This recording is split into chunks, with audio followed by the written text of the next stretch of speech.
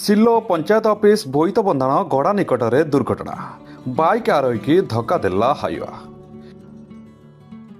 କଟକ ଜିଲ୍ଲା କିଶନନଗର ଥାନା ଅନ୍ତର୍ଗତ ସିଲୋ ପଞ୍ଚାୟତ ଅଫିସ ବୋଇତ ବନ୍ଧାଣ ଗଡ଼ା ନିକଟରେ ଏକ ବାଲି ବୋଝେଇ ହାଇୱା ଟ୍ରକ୍ ନମ୍ବର OD05DX9822 ଧକ୍କା ଦେବା ବାଇକ୍ ନମ୍ବର OR05AJ5338 ଧକ୍କା ହେବା ଫଳରେ ମୋଟରସାଇକେଲ ଆରୋହୀ ଗୁରୁତର ଆହତ ହୋଇଛନ୍ତି।